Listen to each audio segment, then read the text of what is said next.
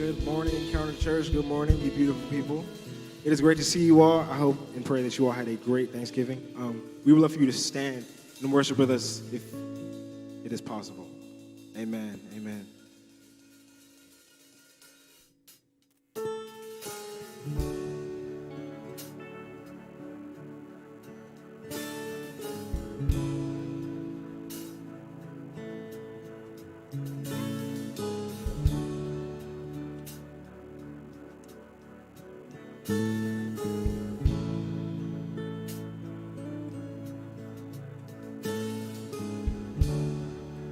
Walking around these walls,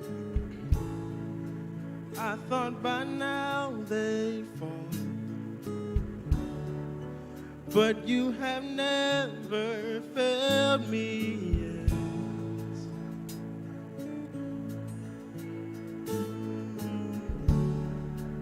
Waiting for change to come, knowing the battle's won, for you have never failed me yet.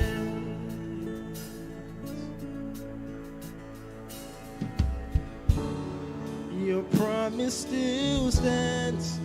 Great is your faithfulness, faithfulness. I'm still in your hands. This is my confidence. You never failed me yet. Yeah.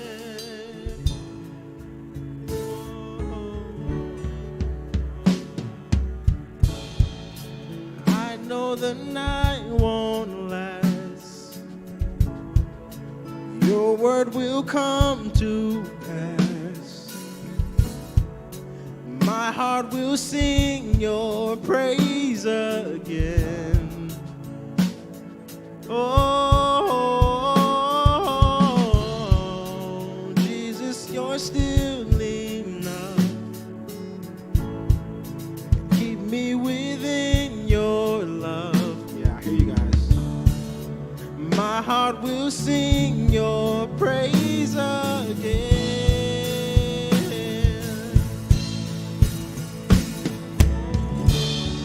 Your promise still stands. Great is your faithfulness, faithfulness. I'm still in your hands. This is my confidence. You never fail. Your promise still stands. Great is your faithfulness, faithfulness. Yeah, I'm still in your hands. This is my confidence. You've never failed me yet.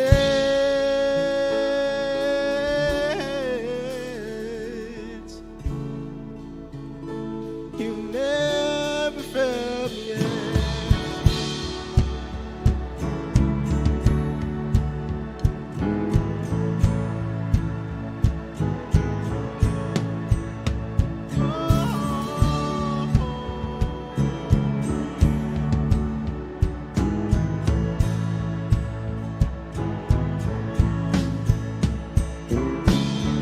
I've seen you move.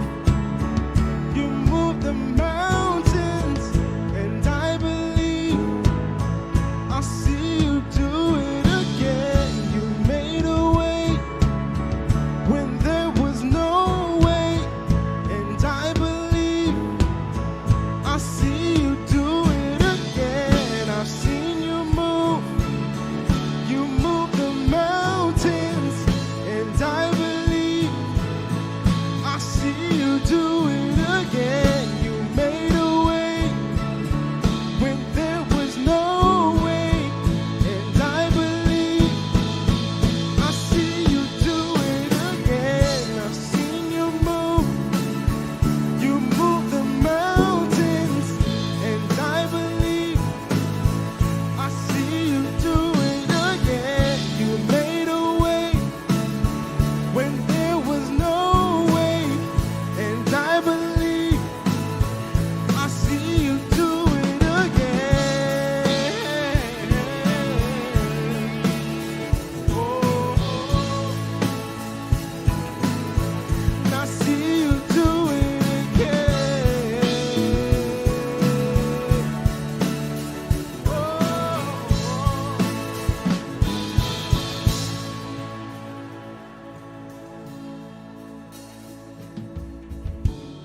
Your promise still stands. Great is your faithfulness. Yeah. I'm still in your hands. This is my confidence. You never fail. Your promise still stands. Great is your faithfulness, faithfulness. Ooh, I'm still in your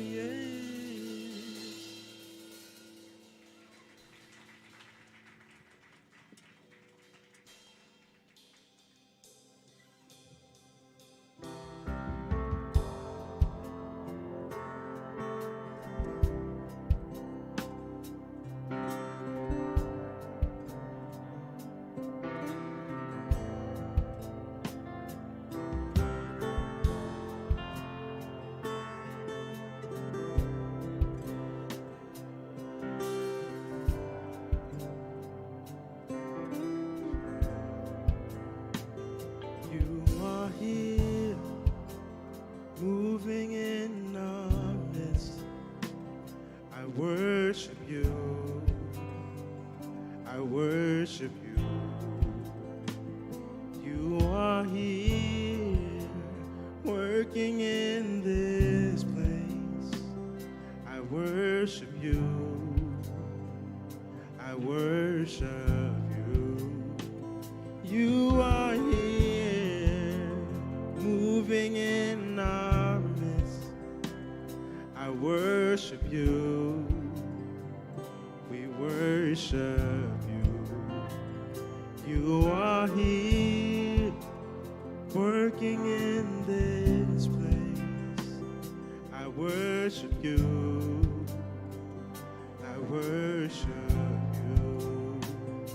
'Cause you are way making, miracle working, promise keeping, light in the darkness. My God, that is who you are.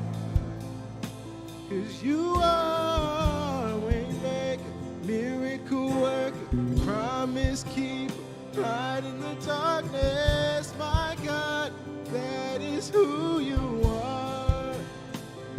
You are here, touching every heart. I worship you. I worship you. You are here, filling every heart. I worship you. I worship you. You are here, turning lives around. I worship you. I worship you. You are here, mending every heart. Say, I worship you. I worship you. 'Cause you are way making, miracle working, promise keeping, light in the darkness. My God, that is who you are. Say, you are way making, miracle working, promise keeper, light in the darkness. My God, that is who you are. You are way making, miracle working, promise keeper, light in the darkness. My God, that is who you are. You are way making, miracle working, promise keeping, light in the darkness. My God, that is who you are. Say, that is who you are. That is who you are. That is who you are. That is who you are. That is who you are. That is who you are. That is who you are. That is who you are. Say, you are way making, miracle worker. Woo. That sound beautiful. That is who you are. You are miracle worker, promise keeper. My God. Woo. Yeah. Even when I don't see it, you're working. Even when I don't feel it, you're working. You never stop working. You never stop working. Even when I don't see it, you're working.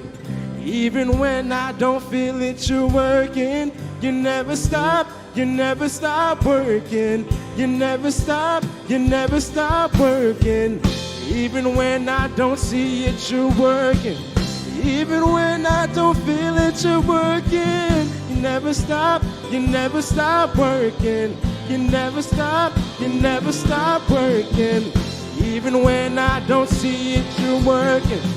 Even when I don't feel it, you're working. You never stop working. You never stop.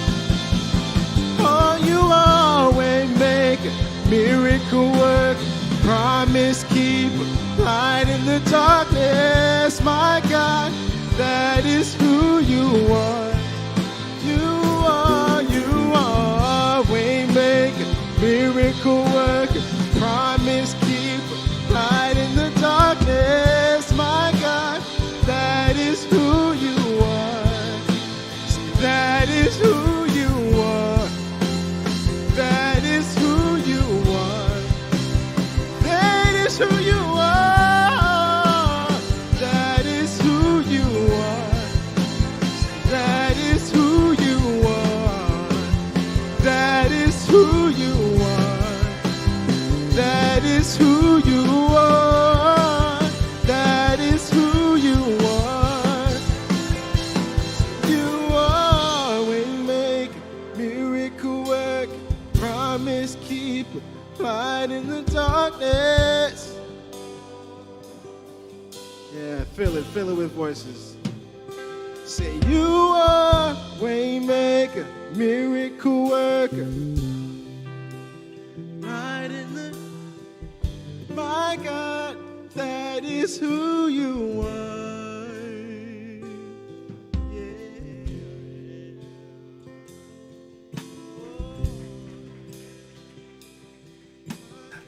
Say good morning, and I hope you had a wonderful Thanksgiving. If you're like me, you're still kind of working through the turkey hangover. This my favorite time of the year. Obviously, you don't get to this body physique by not liking Thanksgiving. You're welcome. Took years, actually, of training to get to this place. But yeah, Thanksgiving is one of my favorite time of the year, specifically because the food is so good. And I'm really fortunate. I'm married into a family. My wife is a phenomenal cook. They're phenomenal cooks. And we were with them through this Thanksgiving. So it's really good. But I also realized that even in the midst of being around family, Thanksgiving is this weird kind of reality. It's one of the holidays that magnifies the good and the bad. Right? And so the good is great, and the bad is worse because it's just there. And then you always have that one relative who lets something slip, and then it just kind of blows up from there, and all of a sudden unity is lost, and you're like, how am I even kin to these people? And are you sure these are my relatives? And it's a magical time, right? Where you're not sure how you got into that family in the first place. But it's good to know that that's not the only kind of family. That there's also a spiritual family, and that's what church is.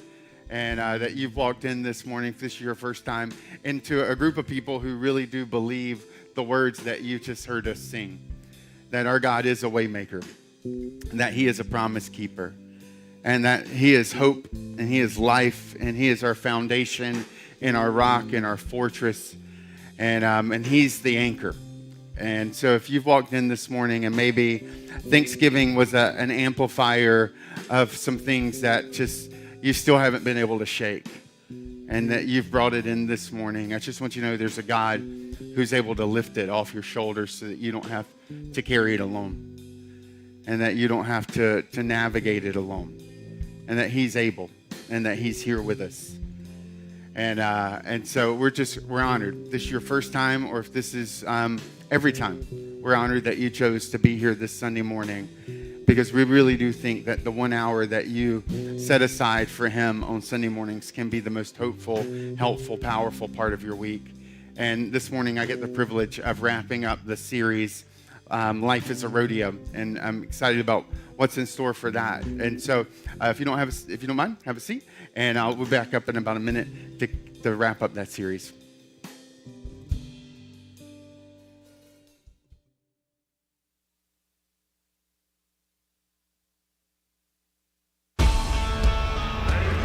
Life is a rodeo.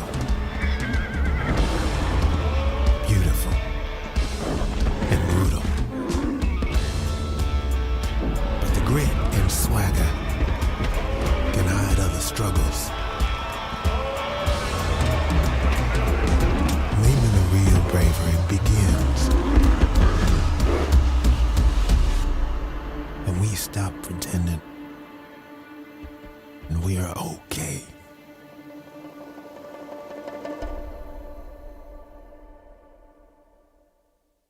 So about 2 weeks ago, Melissa was driving to her job at a bank in western North Carolina. And as she was driving in the morning, she looked up and she saw the bald eagle. I don't know if you've ever seen a bald eagle soaring through the air, but they're really majestic. I mean, they're really large birds. In fact, one of my favorite facts about a bald eagle is that its nest is about the size of a king-size bed. Okay, so that kind of gives you a scope for, I mean, these are not your kind of average run-of-the-mill cardinal sitting on your branch. Like, these are like the, I don't know, dinosaurs of modern kind of bird today, right?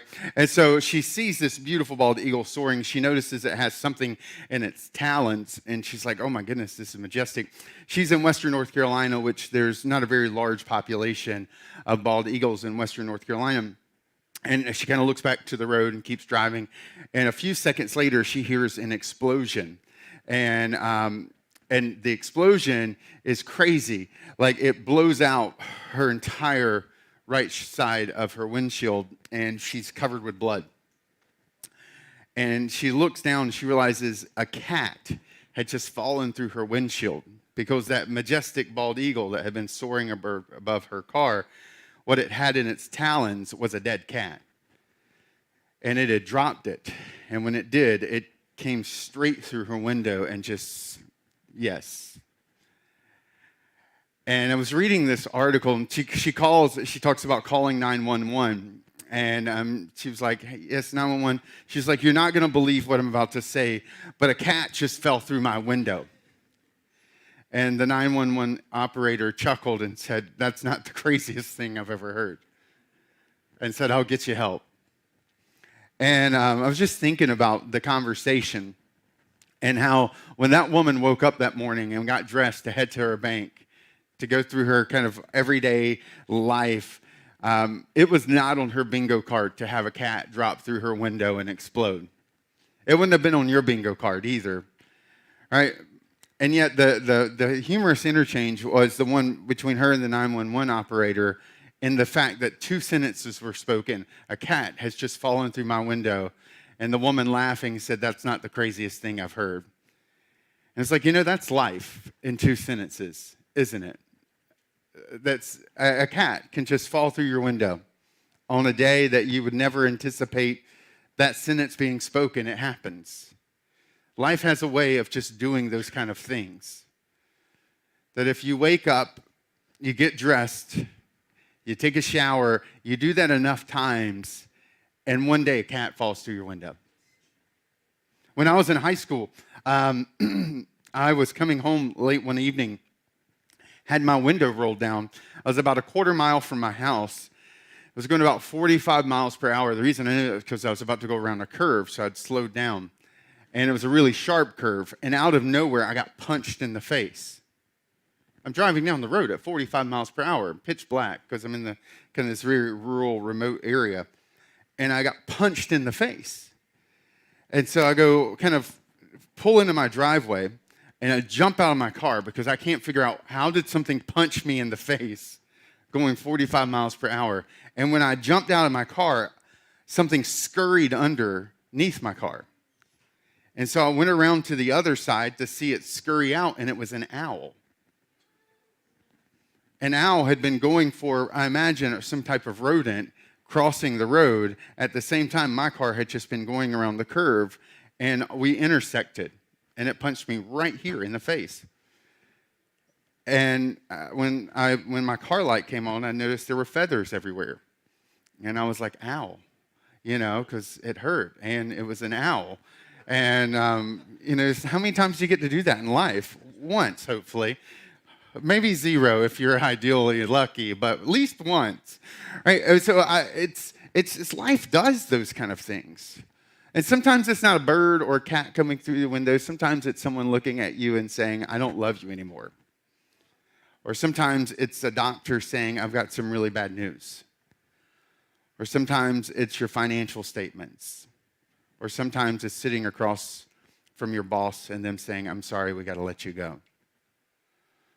Or sometimes it's middle school or high school and working through a breakup or not making a team that you just had all your hopes and dreams set on.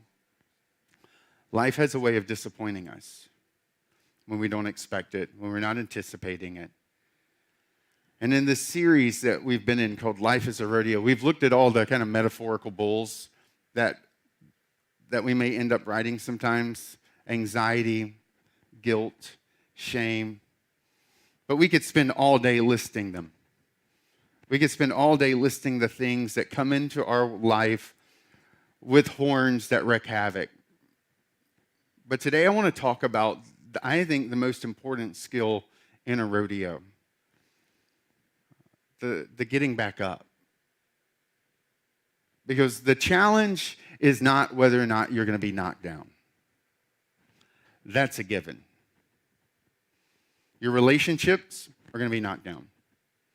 You financially, you spiritually, you physically, you emotionally, you will be knocked down. The question is will you get back up? Because all of us have to make a choice when we hit the ground. And I want to take you to a moment, and it was a really pivotal moment. It was a I'm on the ground kind of moment for Israel. It's a moment separated from us by thousands and thousands of years, and yet in that moment, we're all there. We can all relate. It's a moment found in the book of Numbers. And the book of Numbers is in the oldest portion of the Old Testament, or what we call the Jewish scriptures. It's primarily the recounting of Israel walking through the desert as they're preparing to move into the promised land. Because the backdrop of the history of Israel is, here's this nation that's grown hundreds of thousands, if not a million strong, through their time as slaves in Egypt. God raises up a leader named Moses who leads through God's strength and supernatural kind of intervention. He leads this miraculous rescue, and they leave Egypt, and they're traveling on a 17-mile journey through the wilderness. And in this journey, they're headed to the promised land, this land that God has told them, I'm going to give you for you to become a nation. And they're right on the threshold where we're going to join the story today. They're just right on the precipice of going in. And Moses, with this massive group of people, realizes as a leader, he needs some intelligence about what they're about to step into. He needs some more information. And so he recruits 12 leaders from the nation. And he says to them, go up and through the Negev and onto the hill country, and see what the land is like, and see whether the people who live there are strong or weak, few or many. Because going into the promised land, there are already people there. But he doesn't know how many. He doesn't know how much of the land is open, how much of the land is already kind of had its kind of staked out. Is there a lot of people? Is there a few? Are they strong? Are they weak? So he's like, I need you guys to go in, collect this information. And then he's like, tell me, what kind of land do they live in? Because this matters, because they've got to support themselves. He says, is it good or bad? What kind of towns do they live in? Are they unwalled or fortified? Because that'll tell us a lot about the landscape of what we're going in through, and about the peacefulness of the people and their ability to get along with each other. How's the soil? Is it fertile? Is it poor? Can we raise livestock there? Can we raise crops there? Are there trees in it or not? Because they've spent most of their life in a desert environment. That's only form of life depended on whether or not the river was flowing well and had risen. And he's like, so tell me what this land is like, because God said it was going to be a land flowing with milk and honey. And so when they reach the valley of Eshcol, so they go in, and they get to a place that's essentially the Napa Valley of the Promised Land. And they cut off a branch bearing a single cluster of grapes, and two of them carried it on a pole between them, along with some pomegranates and figs. So we already get a sense that here that they're going into a land, and the grapevines are growing grapes so large that it takes two men to carry one cluster. So to the question, is this place fertile? It's incredibly fertile. And it's not just grapes that are growing there. Pomegranates and figs are growing there too. And that place was called the Valley of Eshcol because of the cluster of grapes the Israelites cut off there, because historically that's what that area was called. And so this is Moses kind of helping the future generations know why this area is called that. And at the end of the 40 days, they returned from exploring the land. So the 12 spies spend 40 days, which communicates to us, even with all these thousands of years separate, that they did a thorough evaluation. Like, it was comprehensive. They went into the country, they did their research, they've come back, they've collected the fruit, and all of Israel is anxiously waiting because they're like, what does our new home look like?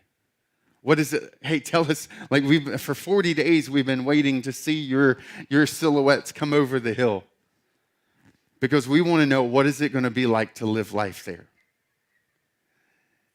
And they come back.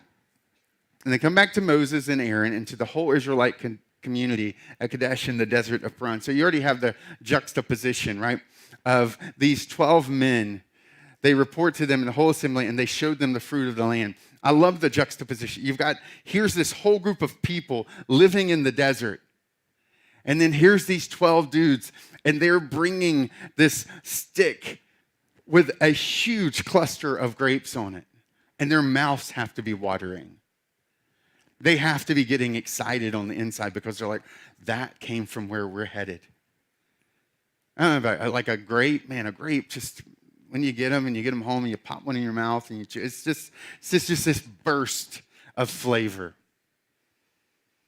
Like, I'm excited and want grapes right now thinking about it. And here they see it and they're like, this is incredible, because grapes aren't just food, it's also drink.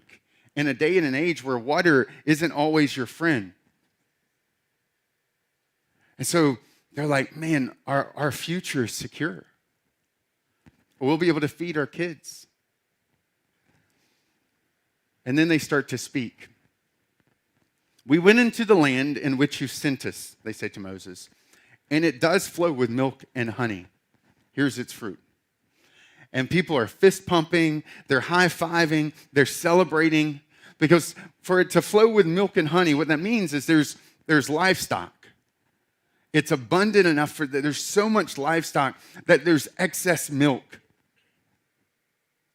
So there's plenty of green grass for the livestock to eat. The livestock are producing so many offspring that they have excess milk to feed and to produce cheese and butter and to take care of the people there. And it's also flowing with honey. And where do you get honey? You get honey from bees. And where do bees get it? From flowers. So there's flowers in abundance. And so just knowing this two pieces of information, your mind can instantly start to picture what this place is like. And they are thinking, this really is the promised land. This is heaven on earth. This is our dream come true. And then there's a but. But the people who live there are powerful. And the cities are fortified and are very large. We even saw descendants of Anak there. The Amalekites live in the Negev. The Hittites, the Jebusites, the Amorites live in the hill country. And the Canaanites live in the sea and along the Jordan. They're listing all the peoples they've encountered. They're just giving all the reasons this is a really bad idea. The cities are like fortresses. There's great men of renown, warriors who are living there. There are tribes of people everywhere. There's nowhere safe. One's in the hill country, and the Canaanites, where they're along the sea, because, well, if they're in the hills, we'll go to the sea. It's like, no, you can't go there either, because there's another group of people over there. This is comprehensive. This place is completely overrun with large people living in large fortified cities, and we are doomed.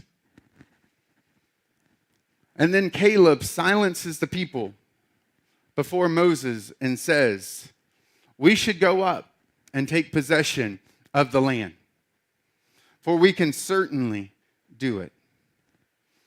But the men who had gone up with him said, we can't attack those people. They are stronger than we are. It's fascinating. I don't know if you've ever read that moment before. I don't know if you've ever came across this story in the Bible before. But think about it. 12 men go into this country.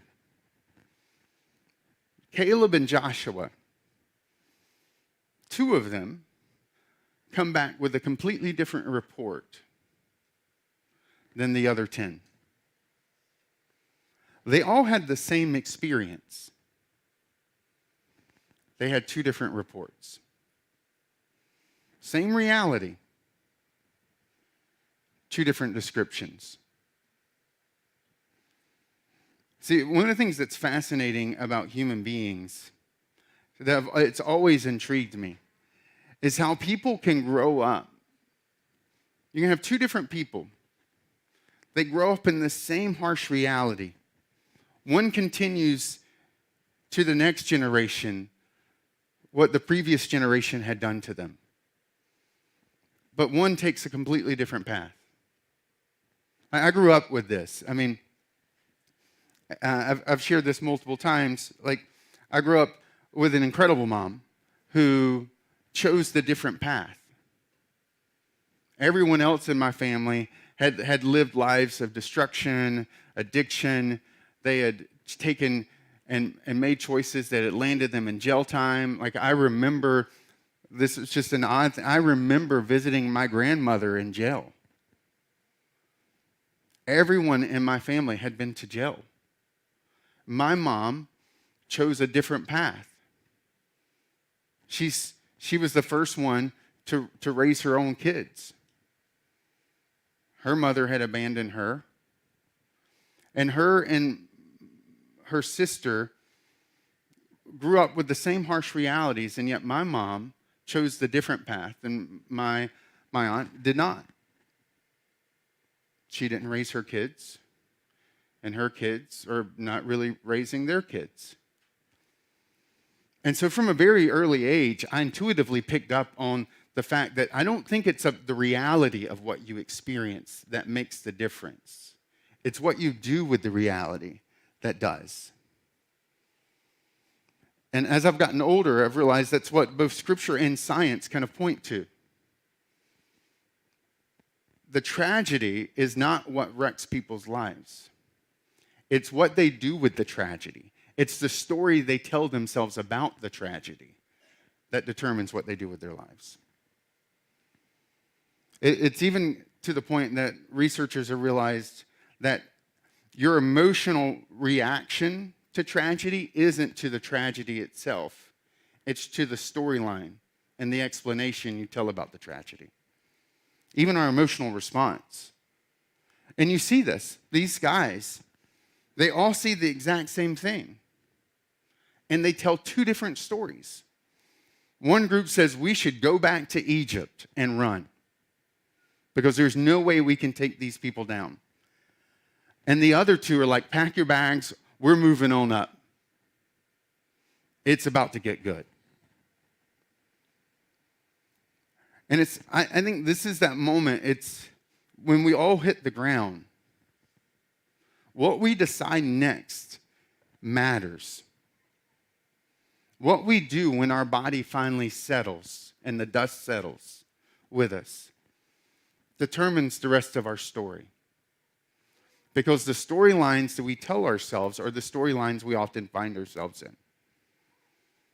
And I've hinted at this throughout the series because I wanted to make sure this has been dripped into your mind before we got to here today, because it seems so simple that we can almost dismiss it. Because we naturally want to put more weight on the circumstances. We want to put more focus on what's happened to us in the situation we find ourselves in. Because those feel big. Those feel significant. And the idea that my thoughts about that circumstance actually is the most important thing almost doesn't make sense to us. But yet, over and over and over, our lives bear it out. The people we respect the most, the stories that inspire us the most, bear it out. And God, knowing long before we would ever have this discussion, put it into forever writing in this moment, realizing that the whole future of a nation depended on how people were going to react to the reality they were walking through. That how you and I think is the most consequential thing we do when we walk through circumstances. Are we going to wave a white flag? Or are we going to stand back up? Carol Dweck wrote a wonderful book, if you've never read it, called Mindset. But she tells this story that I think is even a little bit more interesting, of this high school in Chicago that was struggling. A lot of students were behind, and they were desperate to see if they could turn it around. And so they kind of fell on this idea of removing F's from the grade book and replacing it with not yet. And so you didn't get an F, you got a not yet. So the teacher would say, you're not yet fully understanding this information. You're not yet fully grasping this mathematical principle. You're not yet have learned the history of this war. It was a not yet. Kids no longer failed, they just got a not yet. And they watched that start to creep into the lives of these kids. Even kids who failed what would have been historically, traditionally called failing a grade, were just saying, you're not yet ready for the next grade. So we're going to work through it again so you'll be ready by next year. That sounds and felt so much different than you failed this year. Because a failure quickly becomes an identity. But not yet just means you hadn't gotten there. And it implies that you still can. And they watched kids start to make progress in ways they'd never seen before, because the not yet mindset started to creep in. And I think this has profound implications in our lives. Right? I'm not yet financially where I want to be. I'm not yet relationally where I want my marriage to be. I'm not yet where I want to be as a parent. I'm not yet where I want to be physically in my health. I'm not yet where I want to be spiritually in my relationship with God.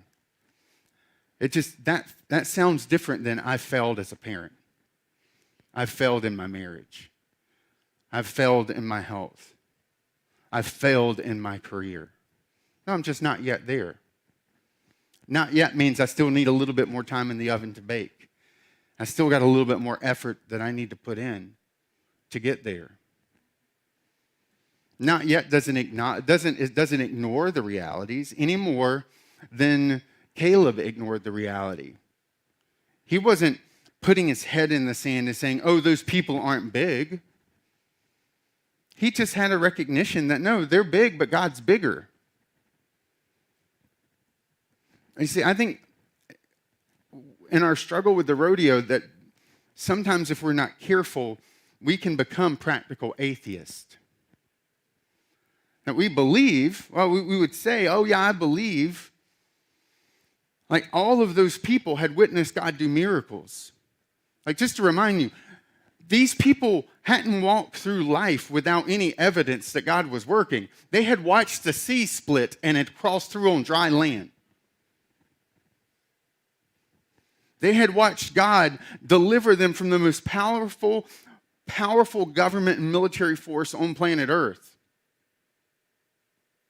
That just happened a couple weeks ago. And yet here they are on the account of 10 different men, and they've inverted it. God's big, but these people are bigger.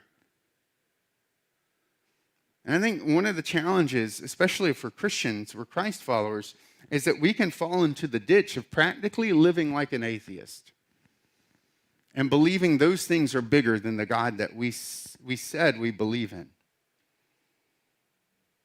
And we wouldn't say it with our words. If you notice the 10, they never say God isn't big enough. They just don't mention them at all. They just highlight and focus and fixate on the size of the men and the armies that they're going to have to face. But what does Caleb do? Caleb says, our God can do it. It's not super obvious in what I read earlier, because you would have had to know there was like this Hebrew nuance. But Caleb, when he says we're going to take possession of it, actually uses the same word that God used when he told him the promise of the promised land. So he's quoting God when he says we're going to take possession. Caleb returned to the truth when he was giving his report. And I think for some of us, you've been laying on the ground for so long. Whether you're bitter, whether you're afraid, I don't know. Maybe it's a mixture of both. Maybe it's some other emotion. But somewhere along the line, we start to lay on the ground, and as uncomfortable it is, we start to settle there. And we start to let the emotions creep in, and we allow it to determine the reality permanently that we live in. Well, I'll never overcome that addiction. I'm not saying God's not bigger than that, but we do.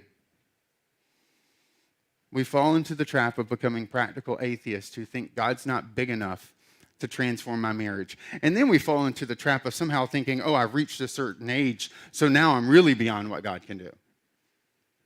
Well, maybe when I was younger, or maybe when we were married, and if God, but we've been married X amount of years. I'm like, okay, so just to be clear, what you're saying to me is that God isn't big enough to transform your marriage because somehow you've done marriage for 30, 40 years, and that's bigger than God. Or you've been struggling with this addiction for 20 years, so that's bigger than what God can do. And none of us would ever say that out loud.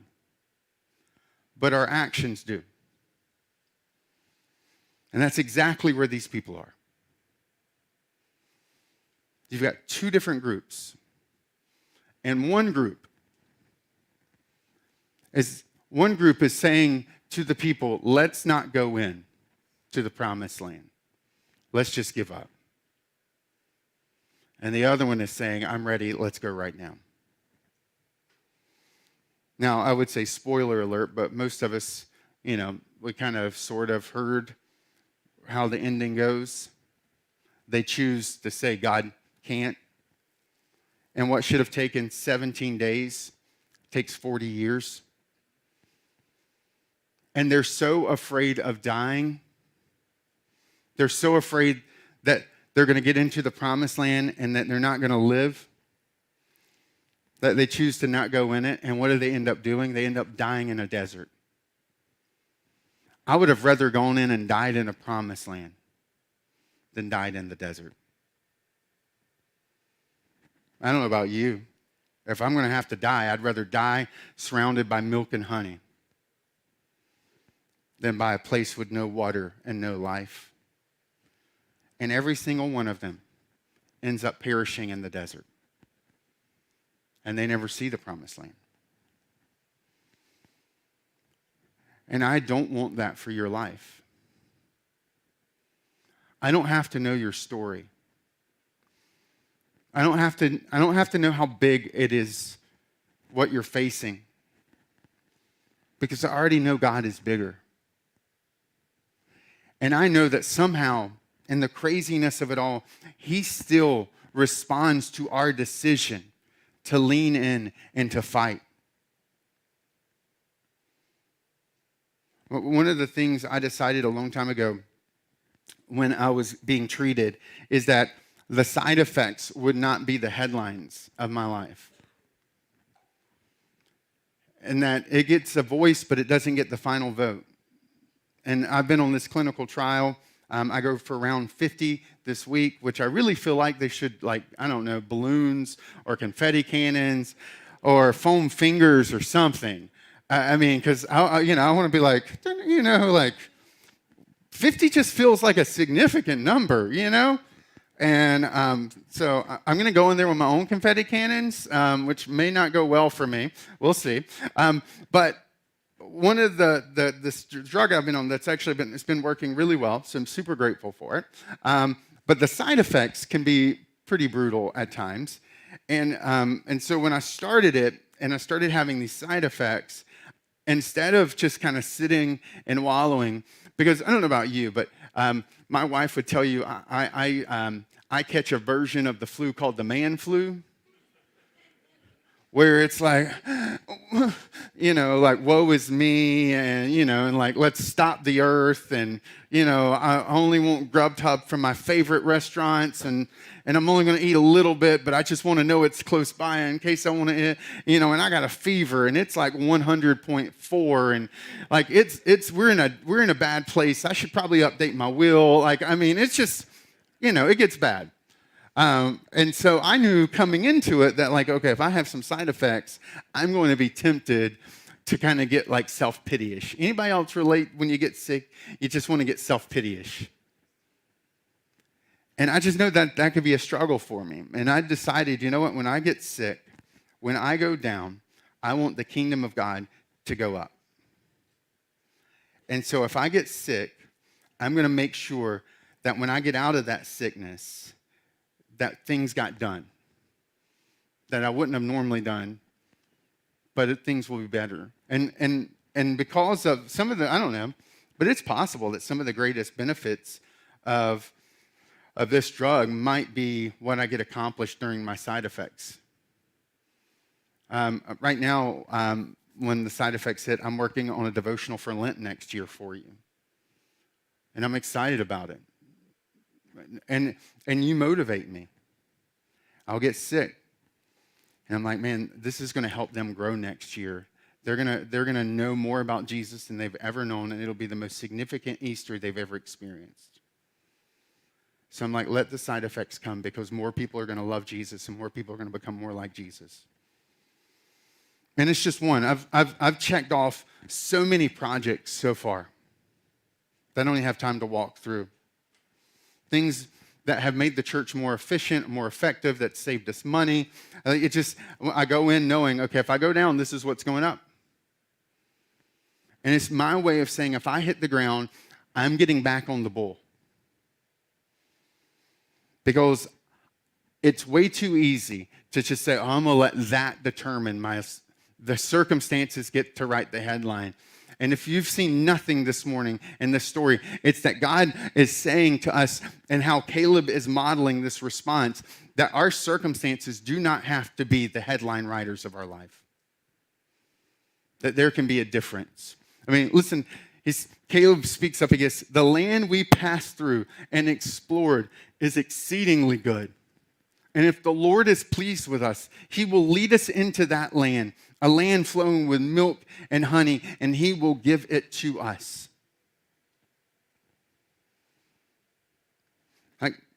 This is Caleb, and all he has is the memory of what God had done and miraculously delivering them from Egypt.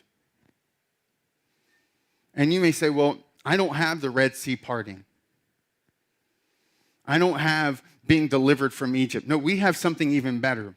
We have an empty grave. That 2,000 years later, they still haven't found the body. Because there is no body. He's in heaven. The grave is empty. The cross is empty. That's what we have. And is it possible that what we sang this morning is more than just simple songs, but they're the declarations of what we should be saying when we're staring at the situations that we're facing? That he is the way maker. He is the mountain mover. He is the one who's still able to break chains and provide peace and strength and comfort. He's still the healer. He's still the rescuer and the redeemer and the restorer. That he's still able to come in and forgive us for our sins and allow us to forgive others for the sins they've committed. Some of us, one of the most courageous things that you could do today is forgive the person that you've been unforgiving to for so long. Some of you have been drinking poison over and over and over, thinking it's poisoning them when it's really poisoning you. And one of the most powerful things that you could do, one of the most courageous things you could do is, in light of how you've been forgiven, forgive him. Yes, he was a jerk. Yeah, what he did was wrong. Yeah, he hurt you. And you didn't deserve it. But you didn't deserve Jesus' forgiveness either. And so let it go. For some of you, you need to come to terms with the thing that you've allowed to coil into your life. And stop being practically an atheist. Stop believing it's bigger. And start recognizing that God is. That if he could defeat sin and death on the cross, surely he can conquer what it is that you're dealing with right now too. See, all of us need to, you can't change your past. The 10 people who stood up were really calling the nation of Israel to go back to their past. Actually, some of the most tragic words plays out in the chapters that follow, and we just don't have time to get into it. But it gets so bad that the people are so swayed by the 10 people that they want a new leader, and they want their new leader to take them back to Egypt. And they want to go back to the very place of slavery. The temptation is to stay on the ground and to stay focused on the past and what the circumstances did to you and what that situation, what happened, and to live with bitterness or anger or fear, or to recognize that you have a decision right now about your future. And to make the decision for your future that acknowledges the fact that, you know what, life is a rodeo.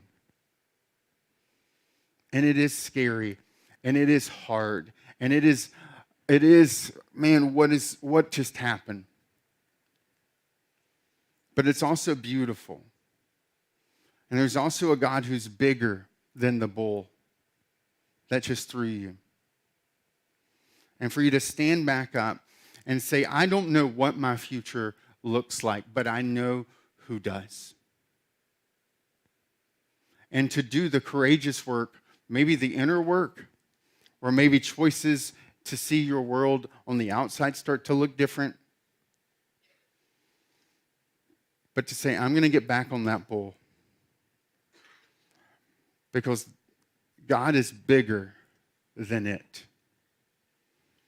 And I'm still breathing, and he's not done.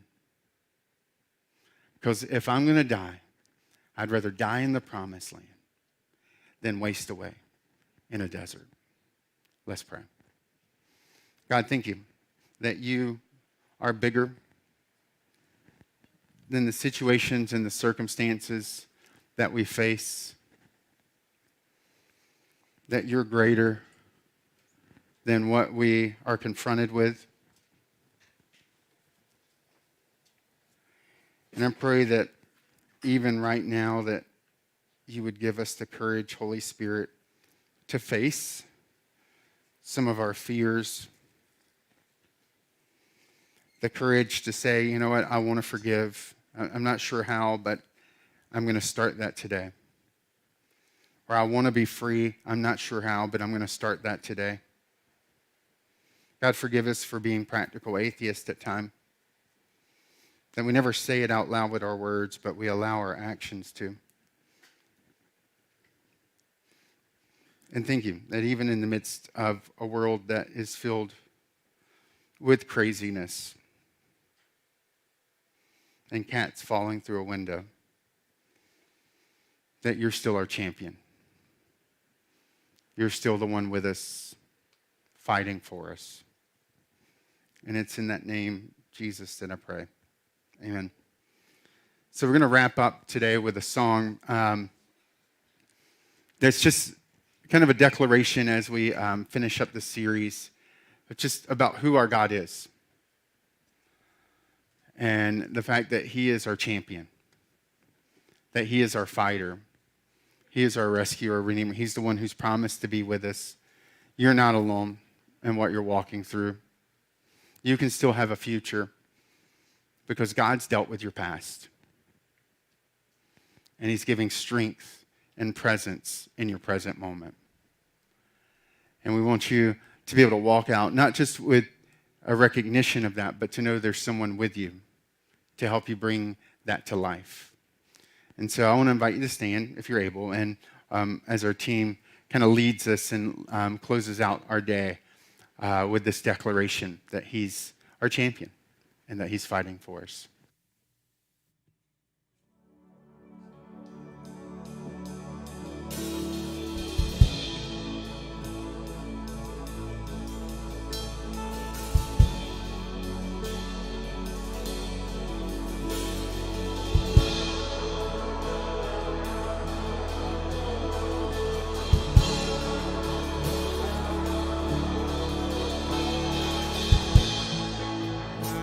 So hard to see it.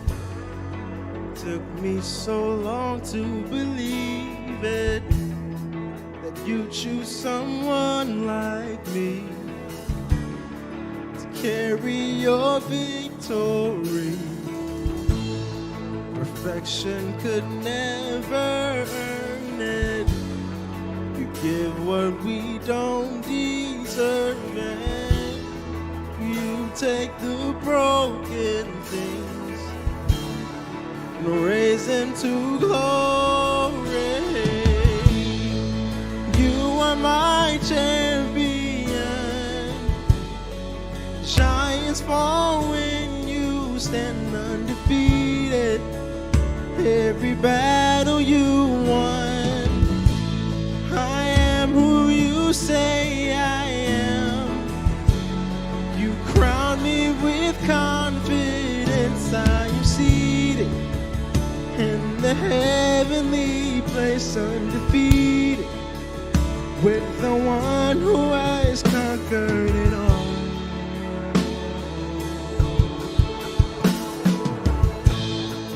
Now I can finally see it. You're teaching me how to receive it. So let all the striving cease. This is my victory. You are my champion. Giants fall when you stand undefeated. Every battle you've won. Say, I am who you say I am. You crown me with confidence. I am seated in the heavenly place, undefeated, with the one who has conquered it all.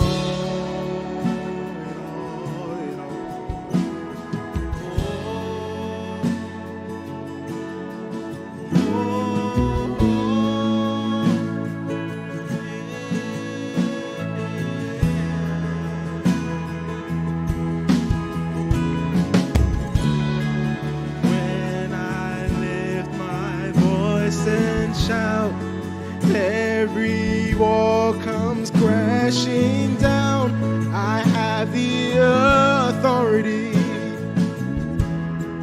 Jesus has given me. When I open up my mouth, miracles start breaking out.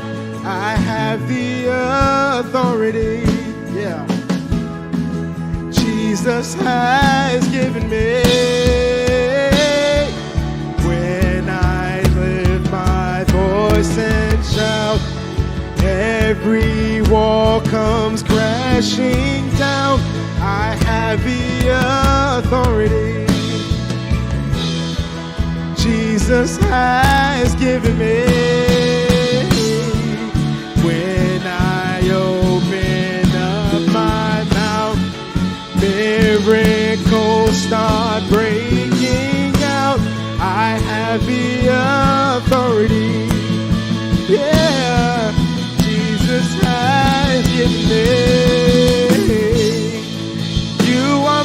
my champion. Giants fall when you stand undefeated. Every battle you've won.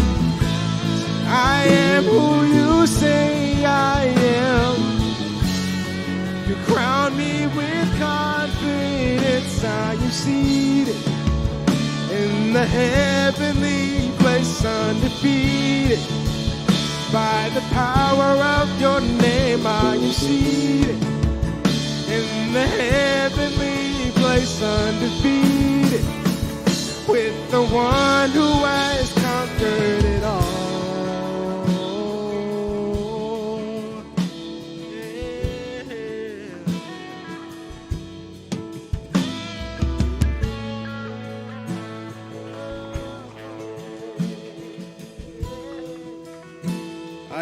I woke up this morning, I'm like, man, I can't believe it's already, November 30th, and tomorrow will be December 1st. Like when you look back, you say, man, where's that year go? And also when you look back, you say, the thing that you've been through in that first 11 months, and God's been carrying you through everything in your life, right? And chapter 12 is coming. How are you going to live December? How are you going to let God lead you in December? I love the first song that, before that, Reggie sang. He said, even when I don't see it, you work it. Even when I don't feel it, you work it. Which means everything that you've been through in the past 11 months, that does not define who you are. And this one says, you are my champion. Which means nothing can stop you if you put your faith in God.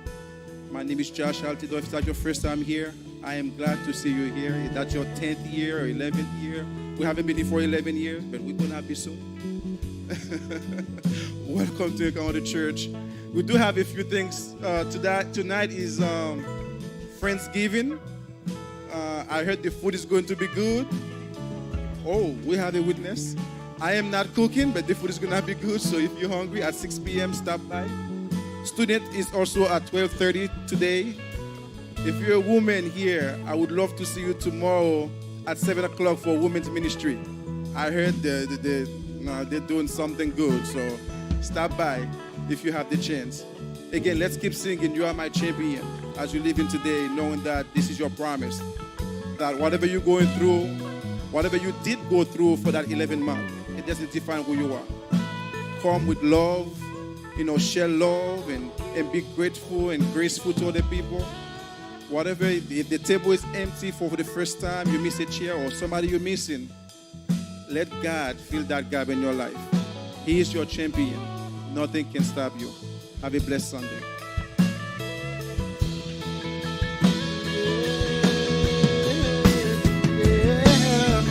When I lift my voice and shout, every wall comes crashing down. I have the authority. Yeah, Jesus has given me.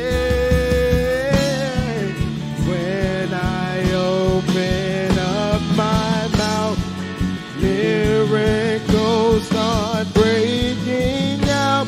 I have the authority. Yeah, Jesus has given me. When I lift my voice and shout, every wall comes crashing down. I have the authority. Jesus has given me. When I open up my mouth, miracles start breaking out. I have the authority. Jesus has given me. You are my champion. Giants fall when you stand undefeated. Every battle you've won. I am who you say I